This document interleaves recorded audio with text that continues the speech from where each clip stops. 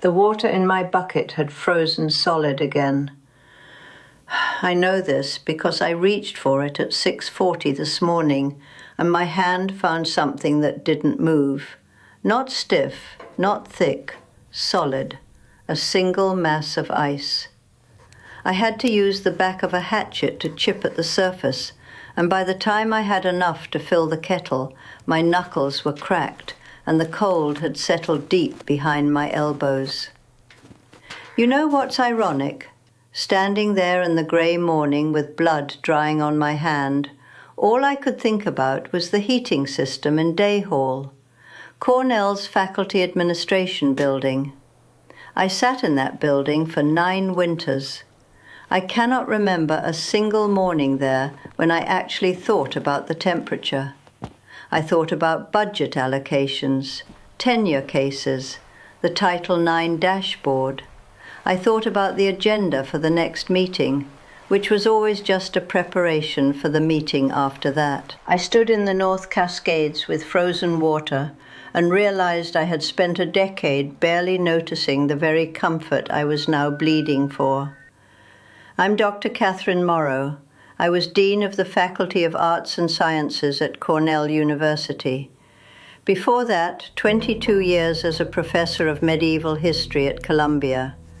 Tenure, a named chair, books published by Harvard and Princeton, degrees from Radcliffe and Yale. I'm telling you this because you should know who I was before I try to explain what I did.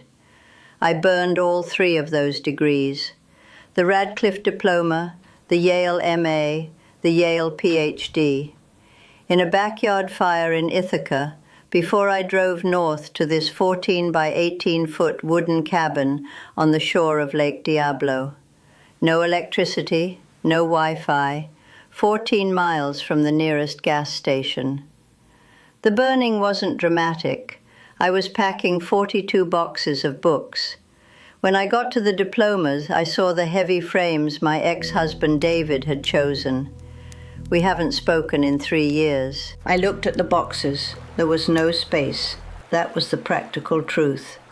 I could have put them in storage. Instead, I went into the backyard with a box of matches.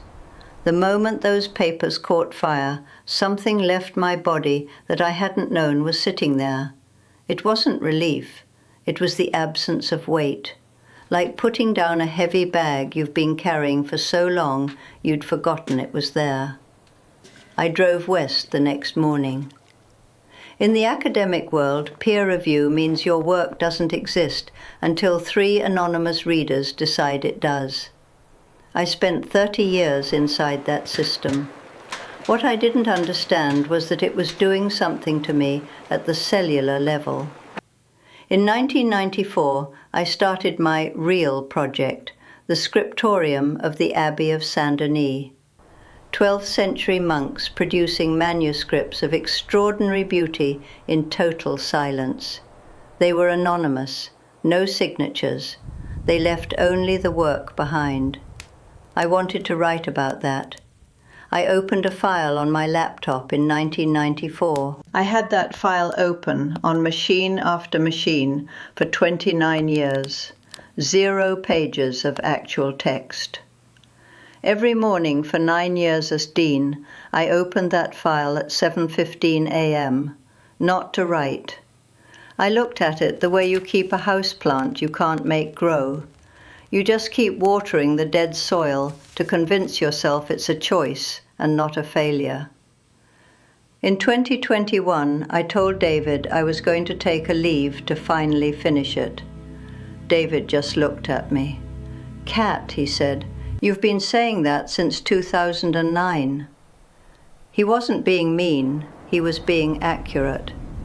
37 years of marriage, and we had learned to express devastating truths in perfectly civilized tones.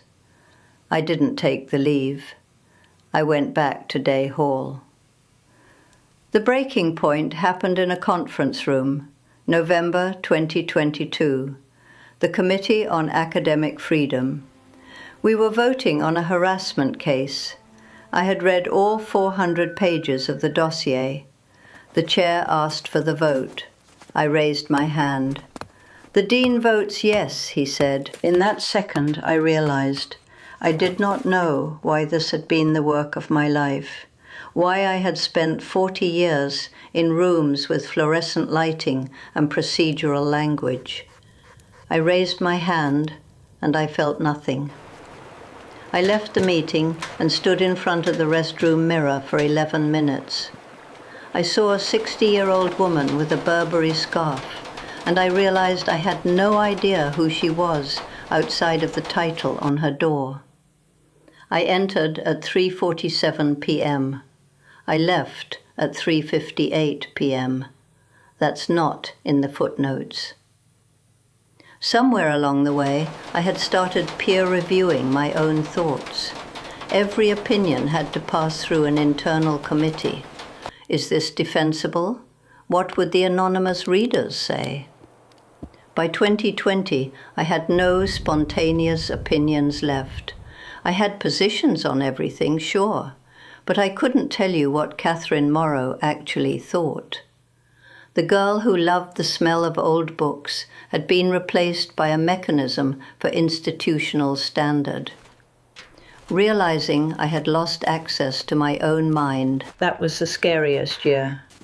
As I came to Lake Diablo because of the color, glacial melt, rock flour ground by glaciers, suspended in water, a blue-green that shifts with the clouds. In 2019, I pulled over at a viewpoint here and thought, this is the first place that doesn't require anything of me. Immediately, the internal committee asked for a definition of require, but underneath the noise, I knew. The cabin is 14 by 18 feet, a wood stove, a table, and a wooden chair that hurts my back. I keep the chair because the pain reminds me not to sit too long. On the table is a notebook. I write by hand now, with a fountain pen. There is no backspace here. Every word is permanent. In the 12th century, monks used a knife to scrape the vellum to fix errors. You could see the correction if you held it to the light. The manuscript carried its own history of hesitation. Every time I cross out a word in this cabin, I feel like a human being again, uncertain but continuing. I've been here for 18 months. My daughter Hannah calls it self-imposed exile. She's not wrong. She called me last month from the parking area 14 miles away. "Mum," she said, "you're not dead. Why are you living like you are?" I didn't have an answer. What this place has given me isn't wisdom, it's time. Time for the walk to the creek, the cutting of wood, the walk around the lake regardless of weather. Last February it was minus 14 degrees. My breath froze on my scarf. I walked anyway because there was no report to write, no deliverable. After months I started thinking. Not about budgets, but thinking. It led to chapter 1, then chapter 2. I've written 114 pages by hand, more than I wrote in the 5 years before I left. I don't know if it's good. The internal peer reviewers are still there, asking, "Published where?"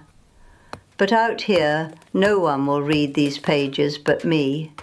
Peer review is closed. It's the first thing I've written in 30 years that is actually mine.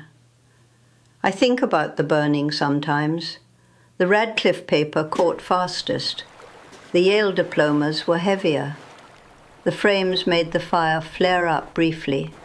I watched until there was nothing left to read. Then I made tea and finished packing. The North Cascades highway is closing soon. I've bought extra wood and kerosene. I love it here. I love waking up to the sound of the creek. I love the ravens and the trees, 3 of them, with a social dynamic I can't decode, which delights me. It cost me things, my career, my salary, my daughter, who doesn't understand, but still calls back when the signal drops. And the book. It might be extraordinary, or it might just be the private labor of a woman who confused silence for truth. This morning I stood at the window. The fog was heavy. There was no agenda. I opened the notebook and picked up the pen. I wrote a sentence about silence, about what it means to leave no name on anything you make. It's still not exactly right, but it's mine. And out here, in the cold, that is the only victory that matters.